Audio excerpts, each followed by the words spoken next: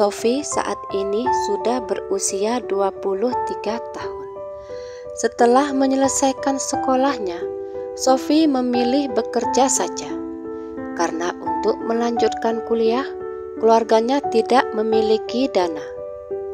Sophie sudah bekerja selama 4 tahun. Dia juga sudah memiliki seorang kekasih. Bahkan kekasihnya pernah melamarnya untuk meningkatkan hubungan mereka ke jenjang yang lebih serius. Tapi Sophie menolaknya dengan alasan ia masih ingin fokus bekerja, sekaligus mempersiapkan mentalnya sebagai seorang istri. Tapi benarkah alasan tersebut? Sophie bukannya terobsesi bekerja. Dia juga sebenarnya sudah sangat siap mental menjadi seorang istri. Lalu, apakah alasan sebenarnya kenapa ia menolak lamaran tersebut? Yang Sophie inginkan adalah restu menikah dari sang ibu kandung. Yang jadi masalah adalah Sophie sampai saat ini tidak pernah tahu keberadaan ibunya. Setiap Sophie menanyakan hal itu pada ayah, sang ayah tidak pernah menjawab. Sang ayah hanya meminta Sophie fokus dengan kehidupannya sekarang. Pun begitu pula dengan sang ibu kandung. Ya, Sophie memiliki ibu sambung yang alhamdulillahnya sangat menyayangi Sophie dan tidak pernah membedakan Sophie dengan 2 anak kandungnya. Sang ibu sambung hanya mengatakan kalau ia akan jujur tentang ibu kandung Sophie jika sang suami alias ayah Sophie mengizinkannya. Di sini kita sebut saja nama ayah Sophie dengan sebutan Pak Randy dan ibu sambung Sophie dengan sebutan Ibu Lisa. Suatu hari di minggu siang, kekasih Sophie yang bernama Alif datang kencan ke rumah. Dan di saat kencan itu, Alif mengutarakan keinginannya melamar Sophie tepat di hadapan Pak Randy dan Bu Lisa. Mereka sangat bahagia. Tapi kebahagiaan mereka berdua seketika jungkir balik tatkala Sophie dengan tegas mengatakan kalau ia tidak akan menikah sebelum ia mengetahui keberadaan ibu kandungnya. Bu Lisa menatap suaminya yang menunjukkan ekspresi sedih. Dengan lirih Bu Lisa berkata, "Sudahlah bang, mau sampai kapan hal ini disembunyikan terus? Sophie berhak tahu di mana Kak Mila." Mila adalah nama ibu kandung Sophie.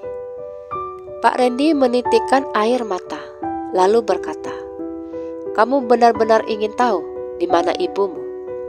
Sophie mengangguk. "Kamu siap gak dengan segala konsekuensinya setelah tahu di mana ibumu?" Sophie mengerutkan dahi. Konsekuensi apa yang harus diterimanya setelah mengetahui keberadaan sang ibu? Yang kemudian dijawab Pak Randy. Konsekuensinya adalah bisa saja Alif meninggalkannya. Sophie dan Alif berpandangan sekejap.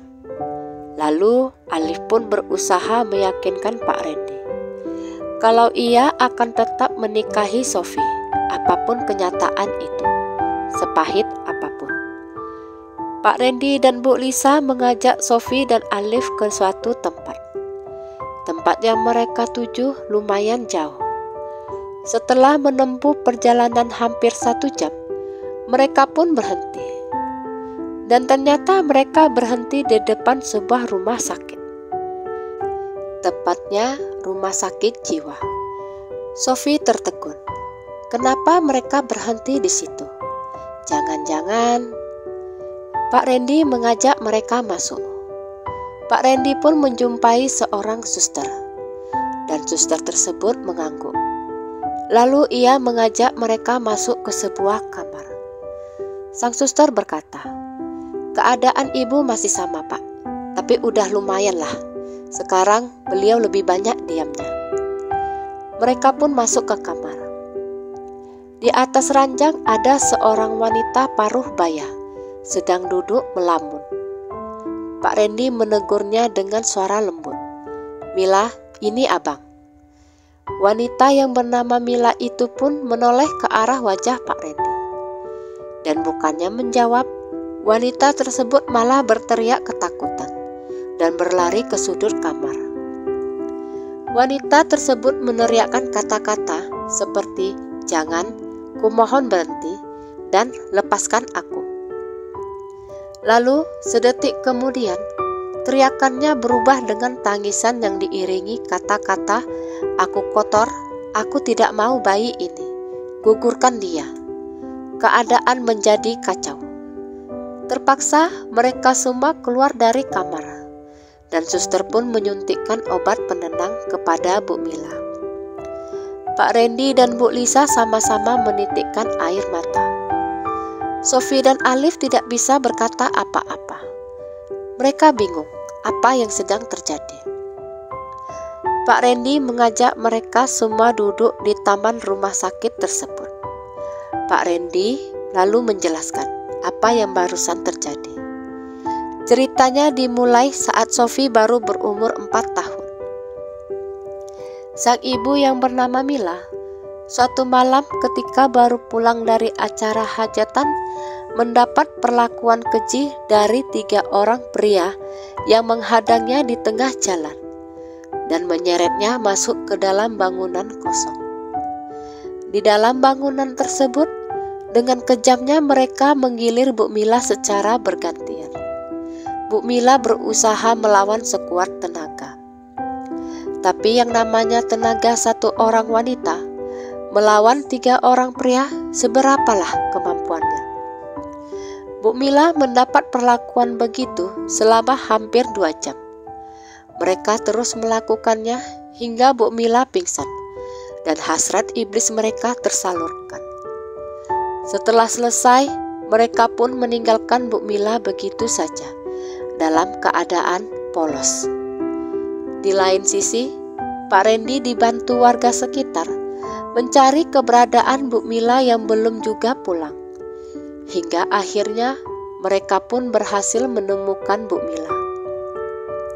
Hancur hati Pak Randy melihat kondisi si istri yang sangat mengenaskan. Sebulan kemudian diketahui Bu Mila hamil. Mengetahui fakta tersebut membuat Bu Mila depresi. Ia yakin itu anak dari pria-pria tersebut. Ia tidak bisa terima, hingga akhirnya menghancurkan mentalnya. Bu Mila jadi sering mengamuk, dan pada akhirnya sang cabang bayi tidak dapat bertahan. Pak Randy sudah berusaha sekuat tenaga mengobati Bu Mila, mulai dari dokter hingga orang pintar. Tapi semuanya gagal. Hingga keluarga pun sepakat memasukkan Bu Mila ke rumah sakit jiwa. Semua itu terpaksa dilakukan karena kelakuan Bu Mila sudah sangat meresahkan warga. Contohnya, kalau ia berpapasan dengan seorang pria, ia pasti menganggap si pria tersebut sebagai salah satu pria yang telah menodainya. Lalu ia akan mengambil batu dan melemparkannya ke pria-pria tersebut sambil mencaci maki. Hal itu sudah sering terjadi. Bahkan ada pria yang harus menerima jahitan di kepalanya karena lemparan batu dari Bu Mila. Mau tak mau, demi keamanan warga, terpaksa Pak Randy melakukannya. Dan 5 tahun kemudian, Pak Randy menerima perjodohan dari keluarga Bu Mila yang menjodohkannya dengan Bu Lisa, yang tak lain dan tak bukan adalah adik sepupu Bu Mila sendiri. Dan dari Bu Lisa inilah Pak Randy mendapatkan 2 anak. Mendengar kenyataan itu, Sophie hanya terdiam. Dia tidak menyangka ibunya harus mengalami tragedi memilukan seperti itu.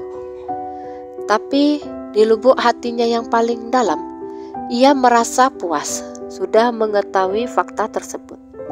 Setidaknya bisa mengobati rasa penasarannya. Dan di saat itu juga Sophie berusaha menguatkan hatinya apabila Alif meninggalkannya karena malu punya ibu mertua sakit jiwa. Tapi ternyata tidak. Alif berkata, kalau hal tersebut tidak akan menghalanginya untuk melamar Sophie. Hingga akhirnya mereka pun menikah juga. Sekian kisah saya kali ini, sampai jumpa di kisah selanjutnya. Terima kasih sudah mendengarkan kisah saya. Jangan lupa subscribe, like, komen, dan share ke media sosial yang Anda punya.